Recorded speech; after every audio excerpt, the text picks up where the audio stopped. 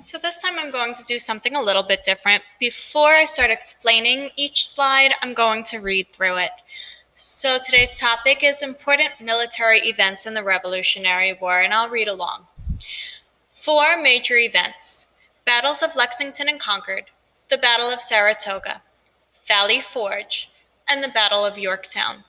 These are 4 very important battles that happened during the Revolutionary War, but they're not the only battles that happened. They're just important because they changed things while the Revolutionary War was happening. Remember, the British are the ones who are supposed to be winning this war. They have all of the 4 factors stronger. They're better at capability, leadership, they have more resources, and they're tied with the colonists in motivation.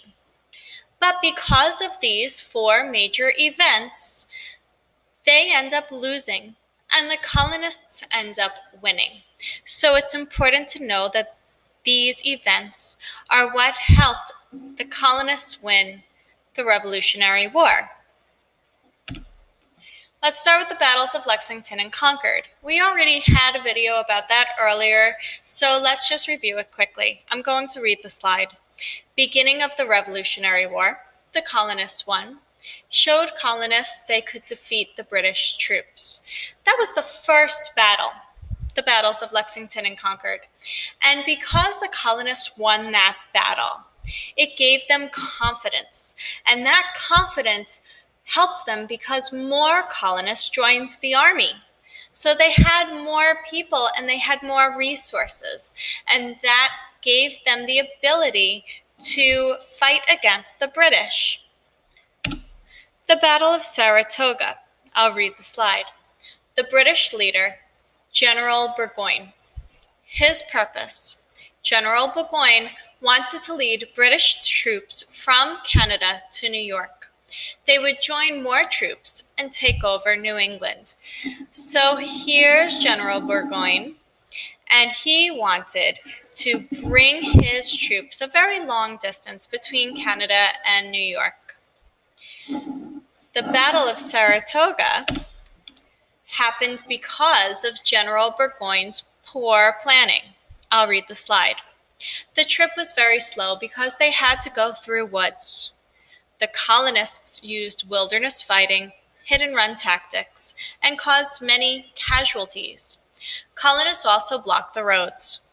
The British used up many supplies on their trip to New York.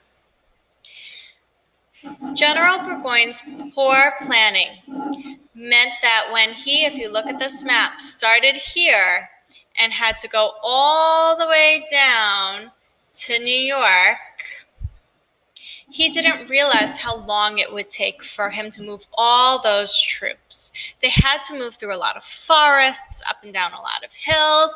There were no roads, so it was very slow. And because it was so slow, it gave the colonists a lot of time to use their wilderness fighting and cause many casualties. That means that they hid behind the rocks and the trees and would attack.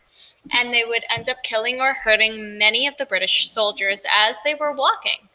The colonists would also block the roads, which meant that they had to go the long way around, and that gave the colonists the chance to kill more British or hurt more British. And by the time they got where they needed to go in New York, they had used up many of their supplies and had many casualties. General Burgoyne reaches Saratoga, New York. I'll read the slide.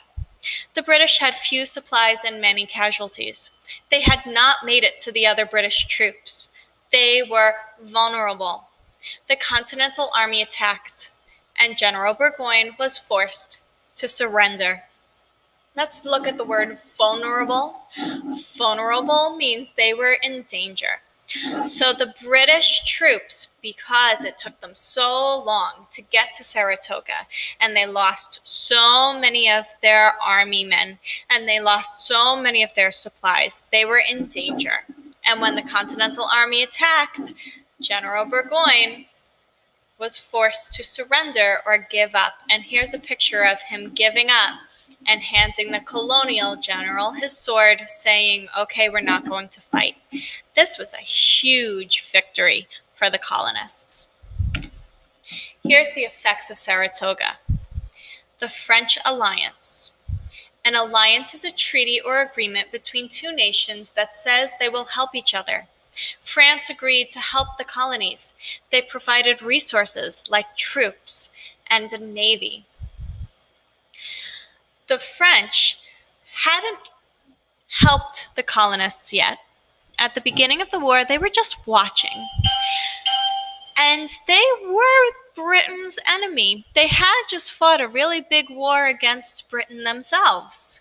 So they didn't like Britain. And as soon as they saw that the colonists were able to beat the British at the Battle of Saratoga, the French said, "You know what? We're going to help you.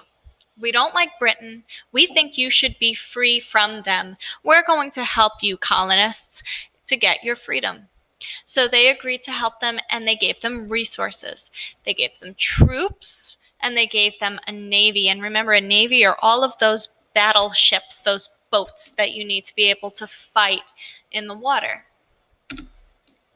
So that means that the four factors change. The French alliance changed the four factors of group success. So the leadership improved for the 13 colonies, capability improved for the 13 colonies, resources improved for the 13 colonies, and the motivation stayed the same. They still wanted their freedom from Britain. The leadership improved because the French generals were a lot better trained than the colonist generals, so they were able to help the generals for the colonists be able to plan battles better. The capability improved because they sent better trained army men to join the army. And those army men, the French, helped train the colonists to do their job better. The resources improved because French had a lot of money, so they were able to give them better weapons and a whole navy. And the motivation stayed the same because the colonists still really wanted to win. Here's a summary. France's help after the Battle of Saratoga changed the four factors of group success in favor of the colonists. In capability, the French army and navy made the 13 colonies equal to Britain. In leadership, French generals and admirals gave the 13 colonies the advantage. In resources, French supplies and money made the 13 colonies equal to Britain. In motivation, nothing changed. We're going to stop there for today. We'll continue this next time.